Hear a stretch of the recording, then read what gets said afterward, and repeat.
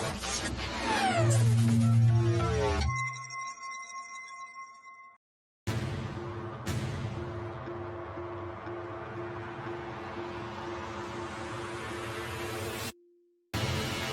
cage of cold metal with hot rubber at the corners, a chariot of thundering fury.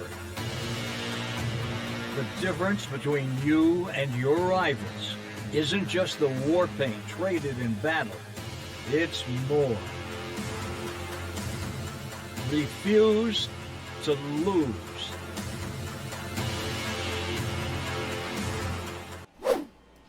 So I've been trying to make this video for a while now, but I've had significant issues with recording Heat 5 gameplay, which is weird because I didn't have it with Heat 4, but whenever I would record gameplay, it would just look really bad.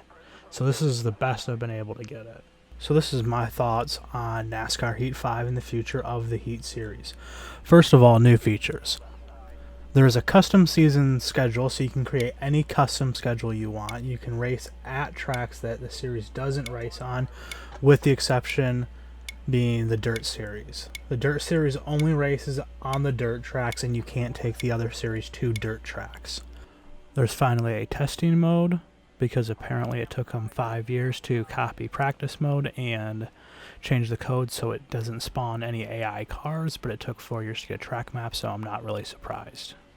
And with that comes plain color testing schemes. There are player DNFs for career mode. I have not tested this, but from what I've seen, it is really hard to get a DNF. There are paint booth improvements. You can now have more rim color choices. You can now change the color of your number outline. You can select your number and number style as two separate options, whereas before in Heat 4 they were only one option and you had to cycle through 4 choices just to get to a new number. The color of the spoiler is now customizable, along with whether the car has a gloss or a matte finish to it.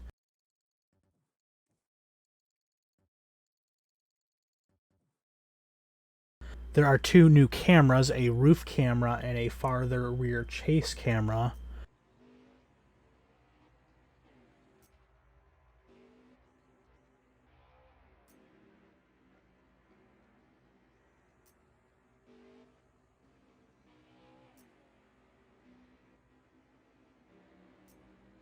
They also included esports drivers. One thing I've noticed is different from Heat 4 is the AI cars are less stable when you make contact with them.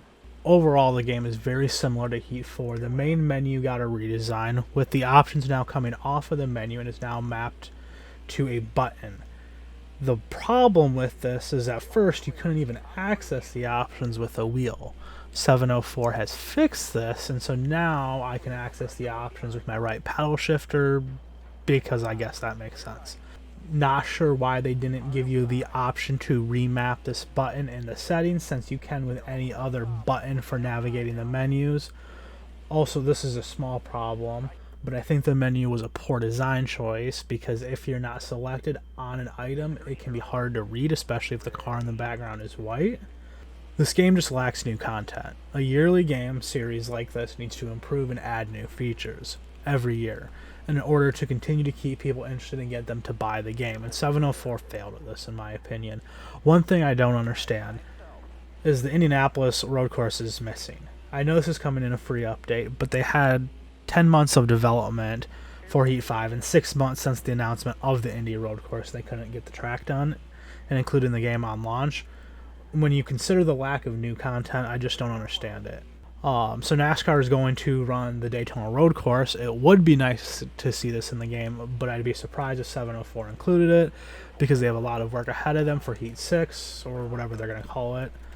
There are only 9 alternative paint schemes available at launch. I'm not sure how many Heat 4 had, but I was kind of expecting more than 9, since it's kind of been a big thing with their games, is additional paint schemes.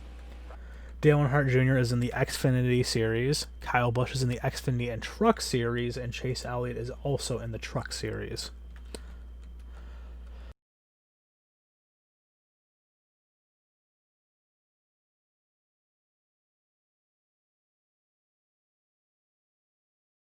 Testing mode is better than having nothing like in Heat 4, but really it's just practice with no other cars, and this might be fine for some people, but I was kind of hoping for something more like what F1 has with their time trial mode. In F1 you get a global leaderboard and ghost cars.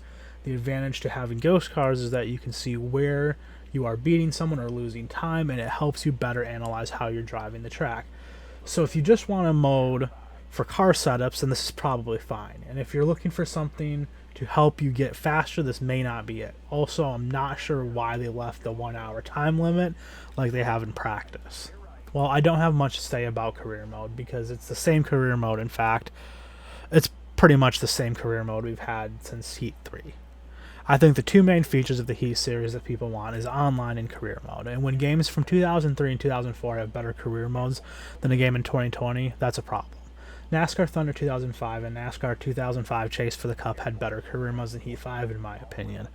At this point it's just boring and I'd rather just play F1. Also, when I loaded up career mode, I never got my pre-order money bonus that we were supposed to get, so that's a thing. I honestly feel a little disappointed in the game. 704 admitted it would be very similar to Heat 4, but they also put it out as a new game and charged everyone for it like it was a new game, but really it's Heat 4 with a couple extra features. And while some people might find these features nice, it's hard to justify the $50 or $70 for the game depending on the edition. I think this would have been better as a DLC for Heat 4 at like half the price, and the whole reason they didn't do a 2020 update to Heat 4 was so they could focus on development on Heat 5, and then they really didn't do anything with it. The game honestly just feels like a bridge game in this series. It feels like 704 said, well, it's a new year, so we have to release a new game. So Heat 4, copy, paste, new feature, there you go. There's your new game, $50, $70. Please, thank you, come again. 704 has the license through 2029, and I think Heat 6 is going to define the series. They're not going to use Unity anymore. They will be using a new engine for the future and are going to have to rebuild the entire game. So I don't really expect Heat 6 to be a super great game either, but the most to hope for is that they get a good base to build off of for the future, which is something they haven't really done while using Unity. The thing that concerns me with them going to a new engine is they could release a worse game than Heat 5. 704 has become a bigger company with the backing of Motorsport Games and have been hiring more people, including people who have worked at Codemasters who make the F1 games. They seem like they genuinely care about the games they make, but it doesn't really matter how much you care about the games you make if they're subpar, and that's what most of the Heat games have been. And now, with them going to a new engine, it might be Heat 7 before we get a good game. So here's the problem. Why should I or you keep spending your money to buy the game every year if it takes 7 years to just maybe get a good game? But we could even go backwards to maybe Heat 2 or Heat 3 because it's going to be on a new engine. It's going to take a lot of time to get it good, and they may not be able to do that in a year. Features I would like to see in the series. I don't expect them to have all these in Heat 6. They may not ever include them, but these are just some things I would like to see. Deeper career mode. Something with cutscenes to help drive the career mode. In the EA games, if you made a driver mad, they would come and confront you or try to fight you, and now all we get is like a text thing after the race. A more in-depth and realistic R&D like what F1 has with the R&D tree and shop upgrades like NASCAR Thunder 2004 had. Realistic damage and wear and tear and expenses. Similar to what NASCAR Thunder 2004 had, where you had a rating system for the body, the chassis, and the engine. And if you wrecked a lot, you would create more wear and tear, and then therefore you'd have to spend more money repairing it. You had realistic expenses for your whole team too. Also going off F1, something like practice programs like what they have that make practice important, and then you can tie this into R&D and get points for it.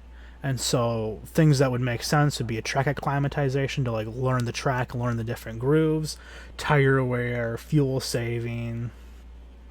Another F1 thing is media questions. After practice, qualifying, or the race, you would have to answer media questions. The purpose of these questions is that your answers affect the relationships you have with your team, other drivers, and sponsors. If you're always complaining about how bad the car is, you're not going to have a good relationship with your team and could get fired. The fans really seem to enjoy that. You made it look easy. You gained a lot of positions during the race, didn't you?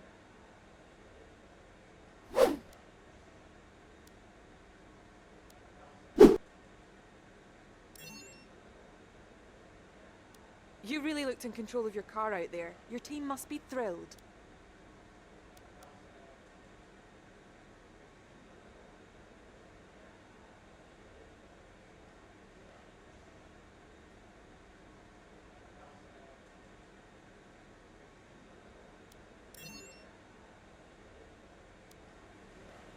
Great.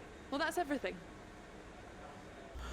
Also in career mode, the ability to have up to a 4-car team, and with that comes the ability to hire AI drivers, whether it's real drivers or just made up AI drivers. To me, it doesn't matter. Now, some non-career mode features, pre and post race commentary, similar to what some of the EA games had and what F1 has with David Croft and Anthony Davidson, where they come in before the race, break down the track, and if it's career mode, talk about the teams that are doing good. Then after the race, talk about the drivers and how they performed. And then, again, if it's career mode, talk about the championship standings.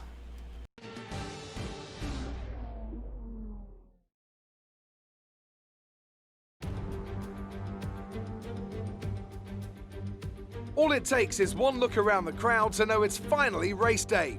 The atmosphere at the Circuit Gilles Villeneuve is incredible. Personally, I think we're in for a brilliant race.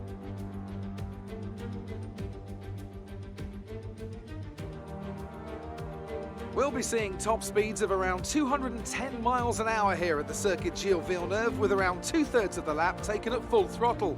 High-speed chicanes spell potential danger, especially at the infamous Wall of Champions. And watch out for overtaking into the hairpin and the final chicane. And as always, a man with plenty of racing experience joins me in the commentary box. Today it's Anthony Davidson. Tell me, Ant, you're no stranger to surviving the melee of turn 1. So how do you keep out of trouble when there's so much going on around you? There are 3 main things to worry about there, Crofty: positioning, awareness, and discipline.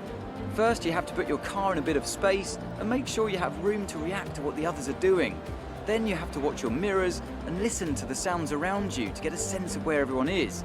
And finally, just don't get too greedy. Just because a gap exists doesn't always mean you should go for it. Let's run you through the driver grid order for today's exciting race. Good job yesterday from Valtteri Bottas. The fence starts from pole position, and Lewis Hamilton completes the front row. As we continue through the rest of the grid today, we have Albon, Vettel, Max Verstappen and Leclerc, Grosjean, Ricciardo, Stroll and Esteban Ocon, Perez, Sainz, Kevin Magnussen and Norris, Gasly, Russell, Nicholas Latifi and Daniel Kvyat. Raikkonen and Antonio Giovinazzi starts from the back of the grid. It's almost time for those 5 red lights to go out. Then let's see who can prevail today.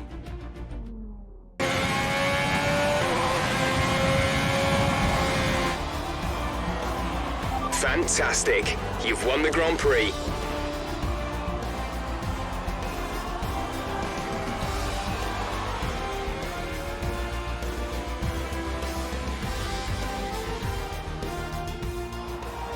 That's it then for another magnificent Canadian Grand Prix, and they've hung on to take a sublime victory here today.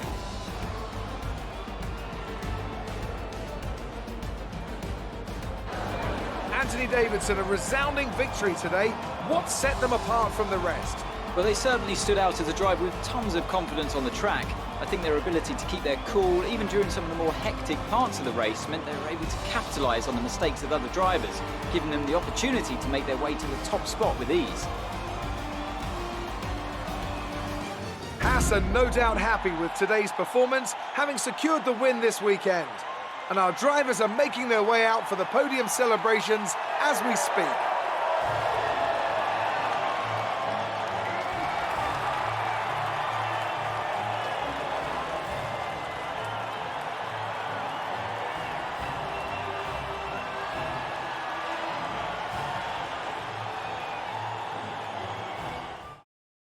Now, let's discuss, Ant. Who would you say is a contender for driver of the day? Well, I certainly didn't have any complaints with Kevin Magnussen's performance today. Incredible driving.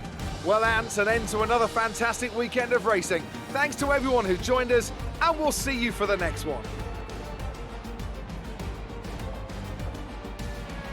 Caution replays would be nice, so that way you can see why a caution came out. or a pop-up telling you what happened, who's out of the race, and or a radio message to go along with that, like what F1 has.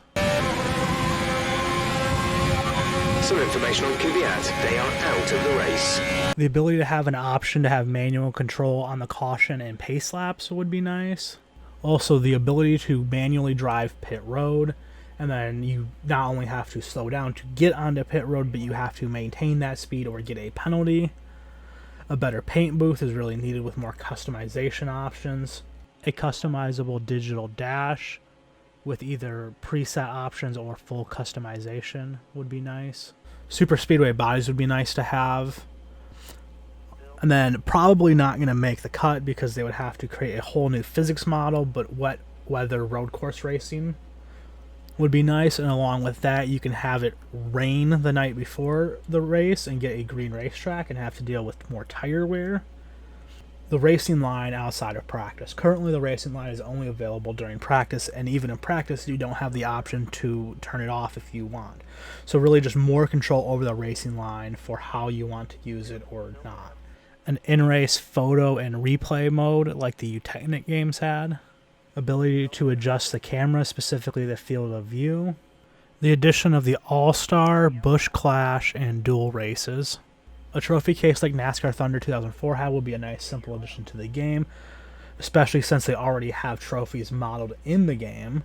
Something that the game has but can be better, I think, is day to night transitions. This is currently only available in stage racing, and they said they could include it outside of stage racing, but it would look weird if you did like a 4% race, which it would. But they can set it so it's only available if you do, say, a 25% or more race, or just include it and let the player decide if they want it or not. If they want it on a 4% race, let them. Let the player play the game the way they want to play it. Classic drivers and paint schemes would be cool, but may not be practical with licensing issues. So these are just some of my thoughts on NASCAR Heat 5 and the future of the Heat series. Let me know in the comments what you think and would like to see in future games.